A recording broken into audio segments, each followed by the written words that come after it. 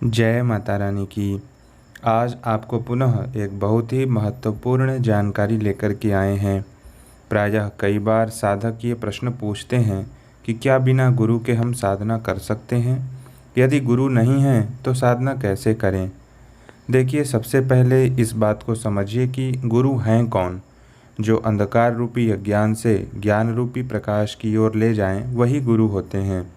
किताबों से ज्ञान तो मिलता है, परंतु गुरु के द्वारा दी गई साधना से जो ऊर्जा गुरु को प्राप्त होती है, फिर वही ऊर्जा शिष्य को गुरु मंत्र के रूप में या साधना मंत्र के रूप में जब गुरु प्रदान करते हैं अपने शिष्य को, तो उसका अपना एक अलग ही महत्व होता है। जागृत ऊर्जा का स्थानांतरण मंत्र दीक्षा से शिष्य तक पहुंचता है, जिससे शिष्य की साधना करने में वही ऊर्जा उसकी सफलता को सिद्ध करने में सहायक होती है। इसलिए साधना करने से पूर्व गुरु मंत्र या साधना से संबंधित मंत्र का गुरुमुख होना अनिवार्य होता है। ये बात अलग है कि आज के समय में गुरु के नाम पर धोखाधड़ी, लूट बहुत ज़्यादा होती है। इसलिए ये साधक के ऊपर डिपेंड करता है कि पहले वह उनको ठीक तरह से समझ लें, उसके बाद ही निश्चित करें कि क्या करना है।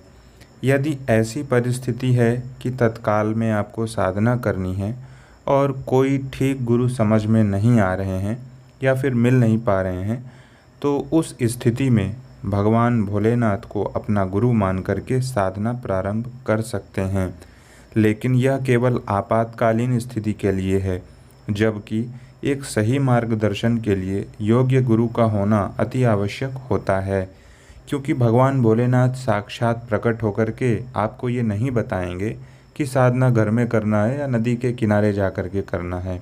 ये ज्ञान तो प्रत्यक्ष कोई योग्य गुरु ही दे सकता है। इसलिए अपने जीवन में गुरु मंत्र की दीक्षा सिर्फ एक ही गुरु से लेना चाहिए। साथ ही साथ गुरु मंत्र का जाप भी निरंतर करते रहना चाहिए। गुरु मंत्र जाप करने से सुरक्षा तो मिलती ही है, साथ ही साथ आपका तपोबल भी बढ़ता है, जिससे साधना को सिद्ध करने में सहायता प्राप्त होती है।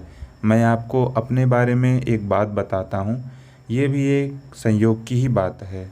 मेरी गुरु दीक्षा वैष्णव संप्रदाय से है। प्राय आपने देखा होगा, भगवान राम जी जैसा तिलक करते हैं, वैसा ही तिलक वैष्णव संप्रदाय में भी होता है। किसी फोटो में आपने मुझे भी उस तरह का तिलक लगाए हुए अवश्य ही देखा होगा। वैष्णव संप्रदाय में 12 तिलक धारण करते हैं, गले में कंठी धारण करते हैं अर्थात तुलसी की माला धारण करते हैं, दोनों भुजाओं में धनुष बाण की छाप लेते हैं, इत्यादि और भी क्रियाएं होती हैं। तो संयोग की बात यह है कि मेरी आस्था 10 महाविद्याओं में बगलामुखी माँ के चरणों में है, और मैंने जब इनके बारे में ठीक से अध्ययन किया तो पता चला कि बगलामुखी साधना में वैष्णव होना अनिवार्य होता है। बगलामुखी माँ का प्राकट्य ही भगवान विष्णु की तपस्या से हुआ है। आपने देखा होगा, भगवान विष्णु के वस्त्र भी पीले हैं और माँ बगलामुखी देवी के भी वस्त्र पीले हैं। इसलिए कहीं न कहीं भगवान विष्णु तथा ब्रह्मास्त्र महाविद्याधारिणी माँ बगलामुखी देवी का सामंजस्य देखने को मिलता है, और ये दृष्टिकोण मेरा अपना स्वयं का है।